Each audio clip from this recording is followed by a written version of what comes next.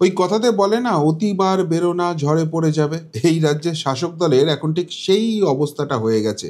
এই রাজ্যে বসে ফুটো মস্তানের মতো ওই সেনাপতি না কি একটা আছেন তালপাতা সেপাই, খুব বড় বড় বুকনি ঝেড়েছিলেন, কিন্তু ভয়ে তিনি দিল্লিমুখো হননি।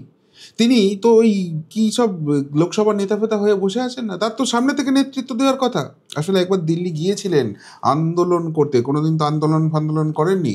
তো দিল্লি পুলিশের 6 ফুট লাঠির আঘাতটা এখনো ভুলতে পারেননি, ফলে যাননি নিজে, কিছু আমচা চামচা বেলচাকে পাঠিয়ে দিয়েছিলেন। তারা গিয়ে কিছু অবান্তর প্রশ্ন করেছিল নির্বাচন কমিশনকে, আর নির্বাচন কমিশন না একটা কথাই স্পষ্ট করে তাদেরকে বুঝিয়ে দিয়েছে, অতিবার বেরো না, একদম নিজের অকাদে থাকো, না হলে কপালে আরও দুঃখ আছে। আর এইটা বলেই কিন্তু তারা ক্ষান্ত হয়ে যায়নি, 1 2 3 করে 3টে ব্রহ্মাস্ত্র আজকে কিন্তু ইমপ্লিমেন্ট করে দিয়েছে। আর তাতেই তিরিং বিরিং করে লাফানি কিন্তু এদের আবারও শুরু হয়ে গেছে।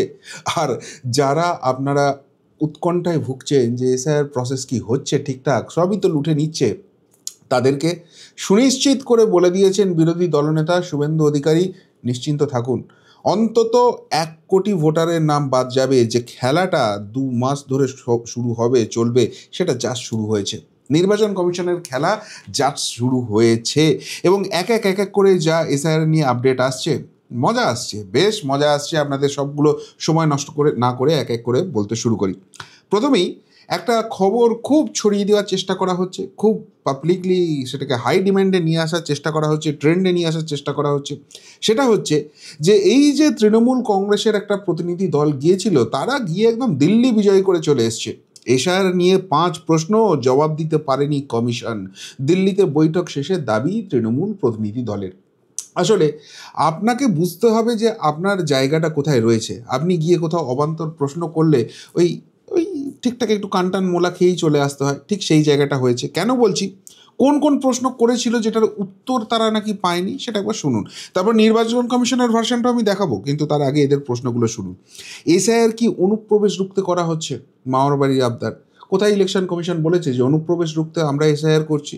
স্বচ্ছ ভোটার তালিকা করতে অনুপ্রবেশ এসআইআর করা হচ্ছে, তার সঙ্গে অনুপ্রবেশের কি সম্পর্ক আছে? অনুপ্রবেশ যা বোঝার সেটা তো স্বরাষ্ট্র মন্ত্রক বুঝবে। এই অবান্তর প্রশ্ন। 2, বাঙালিদের টার্গেট কেন করা হচ্ছে? আরে বাংলা ভাষায় কথা বললেই সে বাঙালি হয়ে যায় না।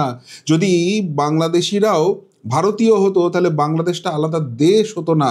এখানে যারা অবৈধ বাংলাদেশি তাদেরকে এই ভোটার তালিকা থেকে বিচ্ছিন্ন করা হচ্ছে। বলছে মিজোরাম ত্রিপুরায় কেন এসআইআর করা হচ্ছে না? আরে কোথায় কখন করা হবে সেটা তো নির্বাচন কমিশন ঠিক করবে, নাকি এখানে ওই রাজীবা সিনহাদের মতো লোকেদের বসিয়ে দিয়ে যেভাবে কানমূলে কাজ করানো হতো সেইটা এই নির্বাচন কমিশনকে দিয়ে করাতে পারছে না বলে এই ধরনের প্রশ্ন তুলছে। প্রশ্ন করছে মোদী সরকার তো অবৈধ, কেননা এই এসআইআর প্রসেস যদি হয় অবৈধ ভোটারদের বাদ দিতে, তাহলে সেই অবৈধ ভোটারদের ভোটে জিতে মোদী সরকার কি করে থাকে? ওই সরকার ভেঙে দেওয়া হোক। যদি আপনাদের সেটাই ডিমান্ড থাকে, আপনে আচরি ধর্ম অপরে শিখাও। আপনাদের সরকারটাও তো অবৈধ ভোটার দিয়ে তৈরি হয়েছে। সবার আগে উদাহরণ সেট করে দিন যে আমরা আমাদের সরকার ভেঙে দিচ্ছি, এই সরকার অবৈধ ভোটে তৈরি হয়েছে, আমরা বুঝতে পেরেছি, আমরা থাকছি না। এবং তারপর আমরা কেন্দ্র সরকারকে চাপ দিন, এবং যেহেতু এসআইআর হয়ে বিহারের ভোটটা হয়েছে, তাহলে বিহারের ভোট বাদ দিয়ে বাকি সমস্ত সরকার অবৈধ, বেশ ক্যান্সেল করে দিক, রাষ্ট্রপতি শাসন হোক। তারপর রাষ্ট্রপতি ঠিক করুন কে কোন রাজ্যটা চালাবে, কাকে কেন্দ্রে দায়িত্ব দেওয়া হবে। কেননা যতক্ষণ পর্যন্ত না ভোট হয়ে গভর্নমেন্ট ফর্ম হচ্ছে, ততক্ষণ তো রাষ্ট্রপতি ছাড়া ভরসা নেই। পারবেন সেই চ্যালেঞ্জটা অ্যাকসেপ্ট করতে? দম আছে?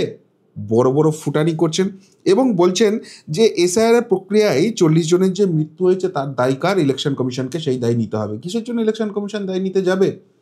এই মৃত্যুর জন্য ইলেকশন কমিশন দায়ী? কোথাও কেউ মানে হোঁচট খেয়ে পড়ে গিয়ে মারা গেলেও সেটা নাকি এসআইআর আতঙ্কে হচ্ছে। পশ্চিমবঙ্গে সম্প্রতি নাকি এসআইআর আতঙ্কে ভূমিকম্প হয়ে গেছে। তো যাই হোক, এইসব অবান্তর প্রশ্ন নিয়ে গেছে যার উত্তর দেওয়ার কোনো প্রয়োজন নেই কারণ, সেটা সবাই বুঝতেই পারছেন। এবার ইলেকশন কমিশনের ভার্সনটা কি? ইলেকশন কমিশন খুব স্পষ্ট করে বলে দিয়েছে, দেখুন আপনারা এসব বড় বড় বাতলেবাজি করছেন, তো এবার চুপ করে আমাদের কথাগুলো শুনুন।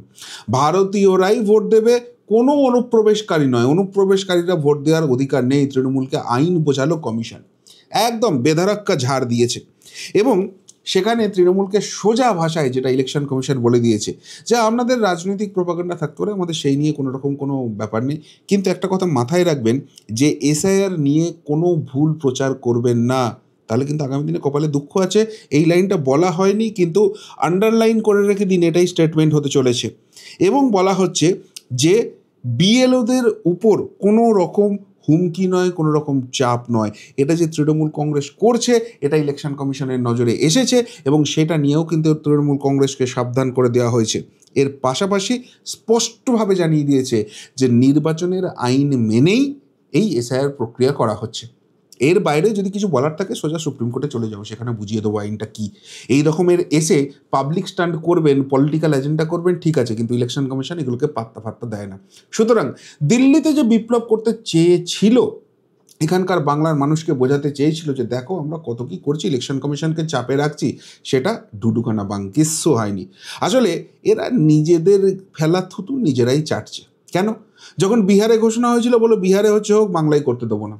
যখন বাংলায় ঘোষণা হলো একটা নামও বাদ দিতে দেবো না। ওই তালপাতা সেপাই বলেছিল যে ভাই যদি এখানে একটা নামও বাদ যায়, কত ধানে কত চাল বুঝিয়ে দেবো, 10 লক্ষ লোক নিয়ে গিয়ে ইলেকশন কমিশনের অফিস ঘেরাও করব দিল্লিতে। মুখেই ফুটানি। আবারও বললাম, দিল্লি পুলিশের 6 ফুট লাঠির আঘাতটা এখনো ভোলেনি, আর সেই জন্য নিজে যাওয়ার সাহস দেখাচ্ছে না। এখনো অবধি 9 করে 27 লক্ষ ভোটারের নাম বাদ গেছে, যেগুলো অবৈধ মৃত ফেক ভোটার, যেগুলো আইডেন্টিফাইড হয়ে গেছে, যার ফর্ম ফেরত আসেনি। তাহলে কোথায় 10 লক্ষ লোক? একটা নাম বাদ গেলেও তো করে দেবে বলেছিল। যান, নিয়ে যান দিল্লিতে, দেখি কত ঔকাত, কত সাহস। ওই ফুটানি 4000 পুলিশ নিয়ে মস্তানি এখানে বসেই করা যায়। কিন্তু এরপর ইলেকশন কমিশন কি করছে? ইলেকশন কমিশন কিন্তু মারাত্মক 3টে পদক্ষেপ করেছে। নাম্বার 1 যে পদক্ষেপ, সেটা হচ্ছে মুখ্য নির্বাচনী আধিকারিকের দপ্তর নিরাপদ স্থানে সরানো হোক কলকাতা পুলিশের সিপিকে ফের চিঠি কমিশনে। এই যে ইলেকশন কমিশনের অফিসটা আছে, যেটাকে ঘুঘুর বাসা করে রেখে দিয়েছে এই শাসক দল বলে বারবার অভিযোগ উঠছে বিরোধীদের তরফ থেকে, সেই নির্বাচন কমিশনের অফিসটা একটা নিরপেক্ষ স্থানে শিফট করতে হবে। সেখানে নিরাপত্তার দায়িত্ব পুলিশকে নিতে হবে এবং তার পাশাপাশি এই যে পুরনো অফিস আছে সেটাকেও নিরাপত্তা দিতে হবে। এই নিয়ে কিন্তু রীতিমতো চাপ তৈরি হয়ে গেছে। কতদিন আর ওই 14 তলার নির্দেশে এটাকে ঠেকিয়ে রাখতে পারে সেটাই দেখার। এই নিয়ে কিন্তু বড় জায়গায় যেতে চলেছে এবং এই অসহযোগিতা যদি কন্টিনিউ হয় আগামী দিনে আইনি প্রসেসের মাধ্যমে এদেরকে কান মুলে কিন্তু সেই কাজটা নির্বাচন কমিশন করাবে, সেই ইঙ্গিতটা স্পষ্ট হয়ে গেছে। অর্থাৎ নির্বাচন কমিশনে যে ঘুঘুর বাসা বসিয়ে রেখে ওই একটা জায়গার ফিড আরেক জায়গায় গুঁজে এখান থেকে ওখানে গোজামিল করে যেভাবে ভোট বৈতরণীগুলো পার করে দেওয়া হতো আর তারপর বলা হতো মানুষ আমাদের পাশে আছে, সেই জায়গাটা পুরোপুরি এবার ডিমলিশ করে দিতে চলেছে নির্বাচন কমিশন। এখানেই শুধু শেষ নয়, এর পাশাপাশি যেটা পরিষ্কারভাবে এই মনোজ ভার্মা কলকাতা পুলিশের সিপি এবং তার পাশাপাশি রাজ্য পুলিশের ডিজি রাজীব কুমার, তাদেরকে নির্দেশ পাঠিয়ে দিয়েছে ইলেকশন কমিশন যে বিএলওদের নিরাপত্তা সুনিশ্চিত করতে হবে। অর্থাৎ এবার থেকে বিএলওদের উপর যদি কোনো রকম আক্রমণ হয়, হুমকি হয়, কোনো রকম কোনো ঘটনা ঘটে, তার দায় এবং দায়িত্ব কলকাতা পুলিশ কমিশনারের পাশাপাশি রাজ্য পুলিশের ডিজি রাজীব কুমারের উপর বর্তাবে। সেই আইনি পথটা কিন্তু ক্রমশ প্রশস্ত করে ফেলছে। এরা সকলেই আইনের আওতায় আসবেন। আগামী দিনে এই যে মৃত্যু নিয়ে রাজনীতি করার চেষ্টা করছে না, সেই জায়গাটা কিভাবে বুমেরাং হবে সেটাও কিন্তু স্পষ্ট করে দিচ্ছে। এই তো একটা দিক গেল। এরপরে যে সবথেকে মারাত্মক দিকটা হচ্ছে, সেই জায়গাটা কিন্তু এরা কেঁপে গেছে। যেদিন দিল্লিতে নালিশ জানিয়ে এলো তৃণমূল, সেদিনই বাংলায় এসআইআর নিয়ে বড় পদক্ষেপ কমিশনের। কি পদক্ষেপ করেছে? বাংলার জন্য স্পেশাল অবজারভার হিসেবে সুব্রত গুপ্ত, যিনি 1990 ব্যাচের আইএএস অফিসার, তাকে এখানে দায়িত্ব দেওয়া হচ্ছে। শুধু তাকে নয়, আরও 12 জনকে স্পেশাল অবজারভার করে নিয়ে আসা হয়েছে, যারা এই মিস্টার সুব্রত গুপ্তের আন্ডারে স্পেশাল অবজারভার হিসেবে কাজ করবেন এবং যে জেলাগুলোতে সবথেকে মারাত্মক অভিযোগ আসছে সেই জেলাগুলোকে এরা কিন্তু পুরো জিনিসটা দেখবেন, দিল্লিতে রিপোর্ট পাঠাবেন এবং তার ফলে এই যে বিএলওকে দিয়ে ব্যাপারটাকে গুলিয়ে দেওয়ার চেষ্টা, ওই কে একটা ফুটো মস্তান আছে না দক্ষিণ 24 পরগনায়, সব জায়গায় এসে বড় বড় ফুটানি করে, মৃত ভোটারদের নাকি জোর করে করে নাম ঢুকিয়ে রেখে দিচ্ছে, ফেক ভোটারদের নাম রেখে দিচ্ছে, সব কটাকে শায়েস্ত করার ব্যবস্থা হয়ে গেছে। এবার এই সুব্রত গুপ্ত এপিসোডটা আপনাদের একটু বলি, খুব ইন্টারেস্টিং জিনিস কিন্তু, যে কেন সুব্রত গুপ্তকে দায়িত্ব দেওয়া হচ্ছে এবং তার ফলে এই সুব্রত গুপ্তর যদি ক্যারেক্টারটা জানতে পারেন, কি পরিস্থিতিতে তিনি দায়িত্ব পেলেন জানতে পারেন, যারা এই সেটিং করে এখনও মনের মধ্যে আশঙ্কা পুষে রেখেছেন না, তারা কিন্তু একটা মারাত্মক জিনিস, মারাত্মক ব্রহ্মাস্ত্র আজকে পাবে। কে এই সুব্রত গুপ্ত? প্রথমেই বললাম 1990 ব্যাচের আইএএস অফিসার। এবার এই সুব্রত গুপ্তকেই কেন বেছে নেওয়া হলো এবং তাতে কেন শাসক দলের বিপদের কথা বলা হচ্ছে, সেই জায়গাটা একটু দেখুন। পশ্চিমবঙ্গের মুখ্য সচিব যারা হয়েছেন, সেই যে ট্রেনটা, সেটা একটু আপনাদের সামনে এক্সপ্লেন করছি। প্রথমে এখানে 1985 সালের ব্যাচের যিনি আইএএস অফিসার ছিলেন সেই মলয় দে তিনি মুখ্য সচিব ছিলেন। তিনি যখন রিটায়ারমেন্ট হলেন তারপর 1986 সালের ব্যাচের রাজীবা সিনহা তাকে করা হলো সিনিয়রিটির ভিত্তিতে, বেশ খুব ভালো কথা। তিনি যখন রিটায়ার করলেন তখন 1987 ব্যাচের যিনি আইএএস অফিসার এখানে ছিলেন সেই আলাপন বন্দ্যোপাধ্যায় তাকে দায়িত্ব দেওয়া হলো, বেশ ঠিক আছে। এরপর আলাপন বন্দ্যোপাধ্যায় সরে যাওয়ার পর 1988 ব্যাচের হরিকৃষ্ণ দ্বিবেদী তাকে দায়িত্ব দেওয়া হলো, বেশ এখন অব্দি ঠিক আছে। এরপর তাহলে 1989 ব্যাচের মানুষগুলো দায়িত্ব পাবেন। কিন্তু দেখা গেল 1989 ব্যাচের সিনিয়রিটির ভিত্তিতে যে দুজন অফিসার রয়েছেন, একজন হচ্ছেন অলিন বর্মা আর একজন হচ্ছেন অত্রি ভট্টাচার্য, এই দুজনকে টপকে দায়িত্ব দেওয়া হলো বিপি গোপালিকাকে, যিনি 1989 ক্যাডারেরই লোক। কেন এই দুজনকে করা হলো সেটা একটু ছোট্ট করে বলে দিই। এই অনিল ভার্মা তিনি হচ্ছেন অত্যন্ত কাজের লোক বলে নবান্ন মহলে পরিচিত এবং তিনি প্রচণ্ড কঠোর। তার আন্ডারে যেসব অফিসাররা রয়েছেন, যেসব ডিপার্টমেন্টাল কাজ রয়েছে, তারা যদি ঠিকঠাকভাবে কাজ না করেন ওই কোথাও থেকে অনুপ্রেরণা আসবে আর সেই অনুযায়ী ফাঁকিবাজি করবেন, তিনি কিন্তু সহ্য করতেন না, একদম মুখের উপর চোটপাট করে দিতেন। ফলে এই লোকটাকে বাগ মানানো যাবে না। অন্যদিকে অত্রি ভট্টাচার্য তাকে স্বরাষ্ট্র সচিব করা হয় এক সময়, কিন্তু কিছুদিন বাদেই বুঝতে পারেন মাননীয়া যে এ আমার কথা শুনে চলার লোক নয়, যেটা ঠিক যেটা সঠিক সেই কাজটা করবে। ফলে ওই যাদেরকে দিয়ে আর কি ঠিকঠাকভাবে নিজের কাজটা করিয়ে দেওয়া যায়, অন্যায় টন্যায়গুলো করানো যায়, সেটা করানো যাবে না।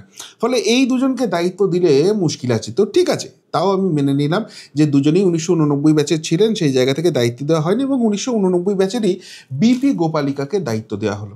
তাহলে এরপর তো 1990 ব্যাচের দায়িত্ব পাওয়ার কথা এবং সেখানে সুব্রত গুপ্তের দায়িত্ব পাওয়ার কথা। এখন আরেকজন বাঙালি মুখ্য সচিব হচ্ছেন, সকলের মধ্যেই বেশ একটা আনন্দের ব্যাপার ছিল নবান্নের মহলে, কেননা এরা তো বাঙালি অস্মিতা নিয়ে বড় বড় কথা বলে।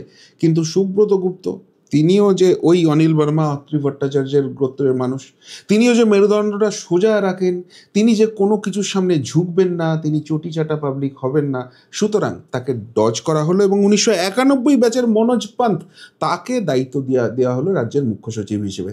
বুঝতে পারছেন কীভাবে অন্যায়টা হয়েছে এই মাননীয় সুব্রত গুপ্তের সঙ্গে, এবং সেই অন্যায়টা হওয়ার কারণ কি? তার কারণ তিনি চটি চাটা হতে রাজি হননি, তিনি মেরুদণ্ডটা সোজা রাখতে চেয়েছিলেন, তিনি রাজ্যের ভালোটা করতে চেয়েছিলেন, তিনি সঠিক যেটা সেই কাজটা করতে চেয়েছিলেন, আর সেই জন্য তাকে এত বড় খেসারতটা দিতে হলো। সেই সুব্রত গুপ্তকেই এখন রেকগনাইজ করা হয়েছে এবং তাকে রাজ্যের স্পেশাল অবজারভার করা হয়েছে, যে রাজ্যের যা এসআইআর নিয়ে প্রবলেম হচ্ছে সেটা তিনি দেখবেন এবং ডেইলি বেসিসে রিপোর্ট তার মাধ্যমে যাবে দিল্লিতে। এবং তার আন্ডারে যে 12 জন অফিসারকে রাখা হয়েছে তারাও কিন্তু এই সরকার দ্বারা কোনো না কোনোভাবে ডিপ্রাইভড হয়েছেন। তাদেরকে কাউকে উত্তর 24 পরগনা, কাউকে দক্ষিণ 24 পরগনা, কাউকে কলকাতা, কাউকে নদিয়া, মানে যে জেলাগুলো নিয়ে সবথেকে বেশি সমস্যা আছে, যেখানে এসআইআরকে খেলা করার চেষ্টা করা হচ্ছে, সেই জায়গায় কিন্তু এদেরকে দায়িত্ব দিয়ে দেওয়া হয়েছে। তাহলে আলটিমেটলি কি দাঁড়ালো? একজন ভয়ঙ্কর হেডমাস্টারমশাই আর তার আন্ডারে ভয়ঙ্কর করা 12 জন টিচার, যারা এবার ওই বাউন্ডুলে ছেলেপিলেদের কাণ্ড কারখানা সেইগুলোকে তারা নজরদারি করবেন এবং সেই জায়গা থেকে এসআইআর প্রসেস যাতে সঠিক হয়, যাতে একটা স্বচ্ছ ভোটারের নামও বাদ না যায়, আবার একটা অস্বচ্ছ ভোটারের নামও না থাকে, সেই জায়গাটা এনশিওর করবে। এবার এটা তো করে দিয়েছে ইলেকশন কমিশন, কিন্তু তাতে কাজের কাজ কিছু হবে কি? কাজের কাজ যে হবে সেটা এই মানুষটির কথা থেকেই স্পষ্ট হয়ে যাচ্ছে। এই তো সবে শুরু, এবারে একটা একটা ধরে নাম কাটবো স্পেশাল অবজারভার নিয়োগে খুশি শুভেন্দু।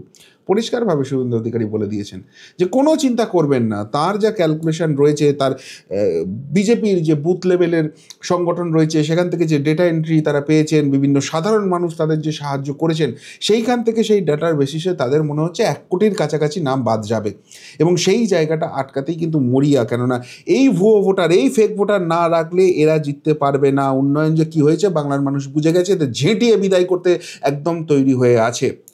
আর সেই জায়গাটা যে আটকানোর প্রসেস ছিল, সেই প্রসেসটা কিছুতেই আর সাকসেসফুল হবে না।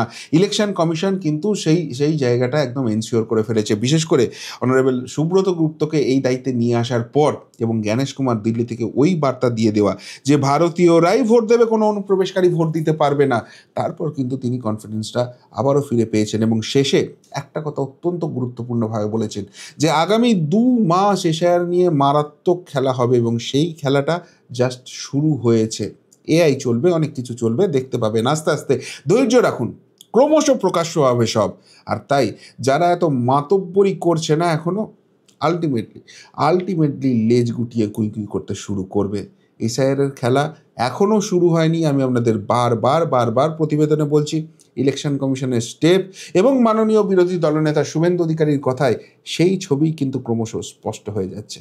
কি বলবেন ইলেকশন কমিশনের এই ভয়ঙ্কর স্টেপ নিয়ে, এই মাতব্বরি করতে গিয়ে এইভাবে কেশ খেয়ে যাওয়া নিয়ে? যদি কিছু বলার থাকে অবশ্যই কমেন্ট বক্সে কমেন্ট করে জানাবেন। এখনকার মতো এখানেই শেষ করলাম, ফেরত আসছি নতুন প্রতিবেদন নিয়ে খুব তাড়াতাড়ি। ভালো থাকবেন, সাথে থাকবেন, পাশে থাকবেন। নমস্কার।